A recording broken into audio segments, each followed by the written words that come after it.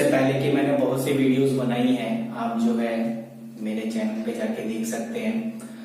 तो मुझे जो स्टार्ट करना है वो प्लानिंग से है, यानी नियोजन, यानी हिंदी इंग्लिश मीडियम वाले दोनों इस चीजों का जो है बेनिफिट उठा सकते हैं कि मैं हिंदी और इंग्लिश दोनों की बात करूंगा, ताकि ये ना रहे कि सर जो है हिंदी में बता रहे हैं या इंग्लिश वालों को तो बता रहे हैं, तो भाई समझाऊंगा तो ऑब्वियसली हिंदी में ही, लेकिन आपको रटना नहीं है, आपने पहले समझना है कि बिजनेस अगर आप समझ लेंगे तो आपको ज्यादा दिक्कत नहीं आएगी। ठीक है, तो आज का जो चैप्टर है वो है प्लानिंग यानी नियोजन। प्लानिंग की बात करूं तो नॉर्मली हम सारे प्लानिंग करते हैं, आप करते हैं, हम करते हैं, और मैंने व्हाइट बोर्ड पे भी लिखा है। एक्चुअली क्या है, थोड़ा सा रोशनी कम है इसलिए जो है बोर्ड पे दिखाई नहीं दे रहा है, बट जैसा कि हम कहते हैं कि प्लानिंग हर कोई करता है, हर कोई करने का मतलब है छोटे से बड़ा हर कोई प्लानिंग करता है। तो अगर प्लानिंग करता है तो प्लानिंग करने में उसकी क्या क्या चीजें देखनी पड़ती है भाई। अगर मैं हूं और मुझे कुछ प्लानिंग करनी है तो क्या चीज मैं देखूंगा। तो भाई प्लानिंग करने के लिए जैसा कि बुक में भी मेंशन है कि अगर मैं प्लानिंग की एक मीनिंग की बात करूं तो बुक कहता है कि it's refer to thinking beforehand, यानी इसका अभिप्राय कुछ करने से पहले सोच विचार से। अरे यार, अगर मैं कोई भी बिजनेस स्टार्ट करूंगा तो ऑब्वियसली मैं सोच विचार तो करूंगा ही करूंगा। सोच विचार यानी ये आपकी माइंड का जो है एक तरीके से वर्क है, यानी आप फिजिकली वर्क नहीं कर रहे, आप माइंड से काम कर रहे हैं। और माइंड वर्क में आपको क्या देखना है, माइंड वर्क में जो आपको देखना है वो क्या चीज देखनी होती है कि भाई क्या करना है, कैसे करना है, कब करना है और कौन करेगा यार इस सब चीजों को। ये सारी चीजें हमारे माइंड में क्रिएटिव होती रहती है भाई, कि जब भी मैं कुछ चीज स्टार्ट, कोई भी बिजनेस स्टार्ट करूंगा, ठीक है, तो माइंड में रहता है कि भाई कब, क्या, कैसे और किसके द्वारा। तो ये सारा माइंड की जो है एक तरह से क्रिएटिविटी होती है जिसको हम प्लानिंग कहते हैं। ठीक है, तो ये मैनेजमेंट का सबसे पहला ही जो फंक्शन है वो यही है। मैनेजमेंट का अगर पहला काम, अगर आप जब सबसे पहले आप सोचोगे नहीं आपको करना क्या है तो प्लानिंग क्या करो, तो आगे का प्रोसीजर तो बात की बात है, पहले आपको ये सोचना पड़ेगा। ठीक है, तो सिंपल सी मीनिंग में अगर मैं बात करूं, प्लानिंग का मतलब यही होता है कि आपको करने से पहले सोचना है कि हाँ भाई इसको करेंगे कैसे, कब करेंगे, कौन करेगा इसे, ये सारी चीजें माइंड में रहेंगी।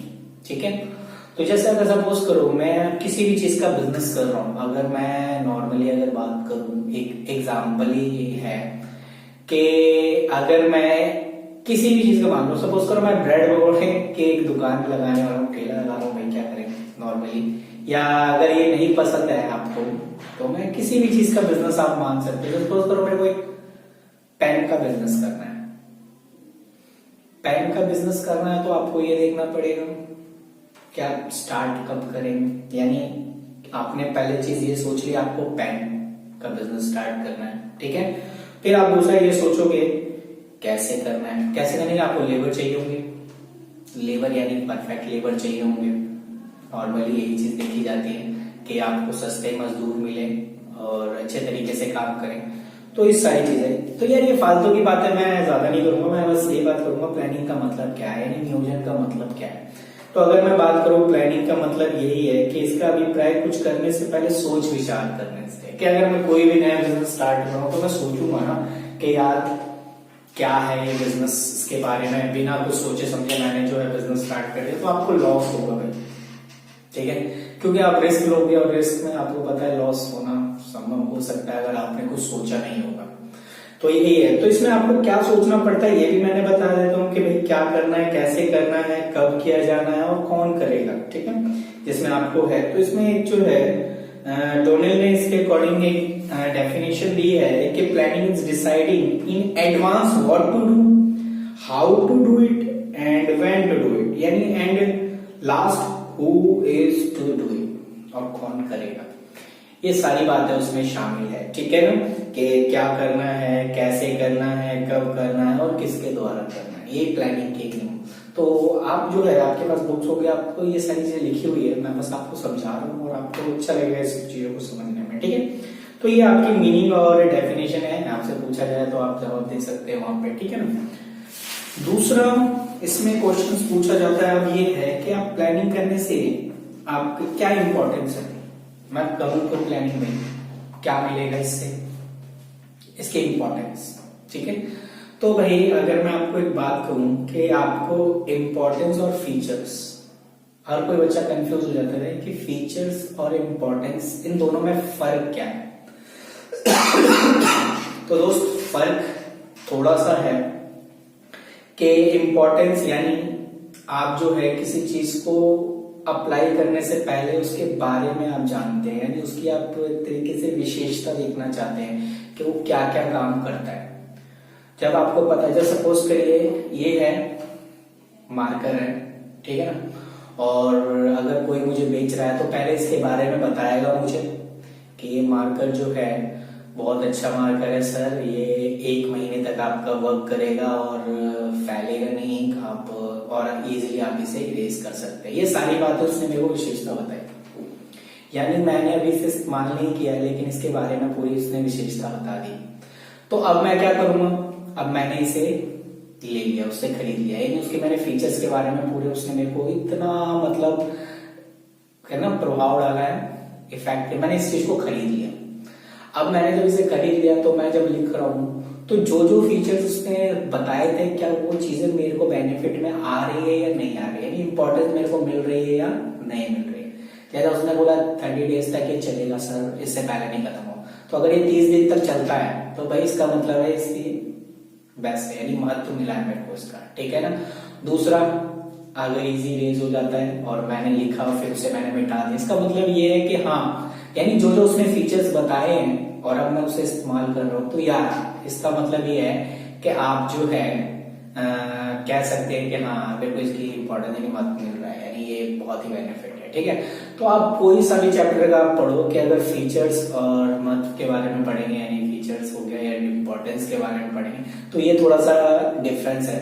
तो मैं एक बार जो है थोड़ा सा इसके फीचर्स के बारे में बताता हूँ कि फीचर्स ये कहता है कि नियोजन का ध्यान उद्देश्य प्राप्त करने पे केंद्रित होता है, यानी planning focus on achieving object. Yes बड़ी, कि प्लानिंग जो है वो फोकस करता है किस पे, अचीविंग ऑब्जेक्ट। आपका ऑब्जेक्ट क्या है, आप किस चीज पे काम करना चाहते हो, ठीक है। अगर मेरा काम था पेन का तो ऑब्वियसली मेरा ऑब्जेक्ट पे ही अपना पूरा फोकस होगा, प्लानिंग भी मेरी उसकी होगी। मैं अलग से थोड़ा ना सोचूंगा कि मेरे को ब्रेड पकौड़े बनाने हैं, है भाई। तो यही है कि इसका एक तरह से फोकस कर देता है कि आपको इसी चीज पे काम करना है, ठीक है। दूसरा कि नियोजन प्रबंध का सर्वोपरि कार्य, सर्वोपरि मतलब एज अ टॉप अप, है ना। तो इसमें लिखा है planning is a primary function of management, और मैनेजमेंट के बारे में मैंने जो है इससे पहले की वीडियो में मेंशन कर रखा है, आप लिंक में नीचे जा सकते हैं। तो कहता है कि planning is a primary function of management. हाँ जी, प्लानिंग जो है मैनेजमेंट का पहला ही फंक्शन है, लेकिन जब तक आप सोचोगे नहीं तो आगे का काम कैसे करोगे। ऑर्गेनाइजेशन तो बात की बात है, पहले प्लानिंग तो कर ले भाई, ठीक है ना। तो दूसरा पॉइंट यही है कि ये जो है इसकी विशेषता यही है कि हाँ जी ये सबसे पहला इंपॉर्टेंट, यानी पहला इसका जो है फंक्शन है ये मैनेजमेंट का, कि पहला आपको सोचना ही पड़ेगा कि कोई भी आप प्रबंध करेंगे, ठीक है।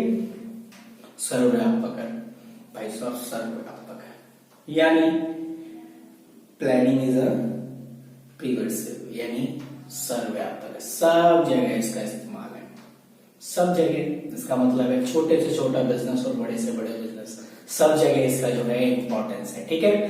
तो ये है। और चौथा है कि नियोजन जो है यानी प्लानिंग जो है एक तरीके से क्या है, कंटिन्यूस, यानी कंटिन्यूस कह सकते हैं, यानी लगातार चलने वाली प्रक्रिया, कि एक बार प्लानिंग करके हम छोड़ नहीं सकते, बार बार हम प्लानिंग करते हैं। अगर मुझे अपने बिजनेस को थोड़ा बड़ा करना पड़ेगा फिर मेरे को प्लानिंग करनी पड़ेगी, क्योंकि मेरे को फिर मशीन वगैरह लाने पड़ेंगे, मजदूर वगैरह लाने, तो उसके लिए मेरे को फिर दोबारा प्लानिंग करनी पड़ेगी। तो इसका मतलब प्लानिंग सिर्फ एक बार करके छोड़ो ना, प्लानिंग आपको बार बार करना पड़ेगा, ठीक है।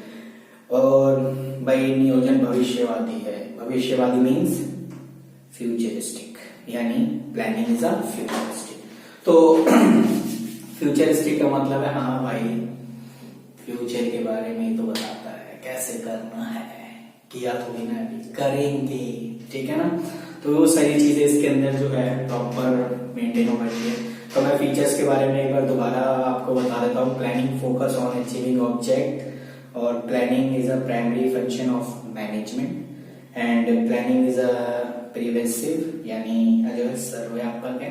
Planning is a continuous and planning is a futuristic. तो भाई ये जो मैं बोल रहा हूँ आप जो है कॉपी में नोट कर सकते हो। इससे क्या हो जाएगा, आपको हेडिंग याद रहेगी ना, बेस्ट रहेगा। आप उसके अंदर का तो आपको पता ही है, तो आप लिख सकते हो। तो बिजनेस की खासियत यही होती है कि आप उसकी हेडिंग वाइज लिखिए, ठीक है ना, तो बेस्ट रहता है। तो